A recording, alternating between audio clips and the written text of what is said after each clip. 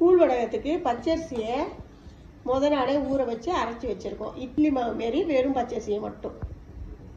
வெந்நீரில் பெருங்காயம் ஒரு துண்டு போட்டு கொதிக்க வைக்கணும். அரைச்சி வச்ச மாவை இந்த கொதிக்கிற வெந்நீரில் போட்டிருக்கோம். அப்போ சீக்கிரம் வெந்துடும் மாவு வெந்நீரில் போட்டோம்னா. அதுக்காக கொஞ்சம் உப்பு போட்டு அரைச்சி வச்சுருக்கேன். கொஞ்சம் கெட்டி ஆகும்போது ஜீரகம் போட்டுக்கலாம். அதுக்கு தேவையான பச்சை மிளகா கழுவிட்டு வச்சுருக்கேன். அரைக்க போகிறேன் மிக்சியில். மிளகா நைஸாக அரைச்சிட்டு ஊற்றிருக்கேன்.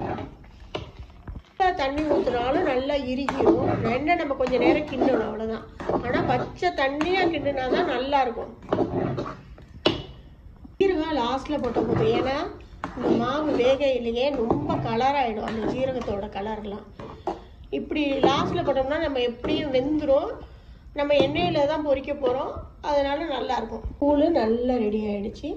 இன்னும் கொஞ்சம் நேரத்தில் இப்படியே வச்சோம்னா ஆறும்போது நல்லா கெட்டியாகிடும். இந்த பதத்துக்கு இறக்குனாலே போதும். ஏன்னா நம்ம பச்சை தண்ணியாக தான் ஊற்றி வேக வச்சுருக்கோம். கூழ் வடகம் ரெடி. வடகத்துக்கான கூழ் ரெடி. வடகம் போட்டு மூடிட்டோம்னா ஒரு நாளைக்கே 2 நாள் காயும். ஏன்னா தூசி எதுவும் படாது.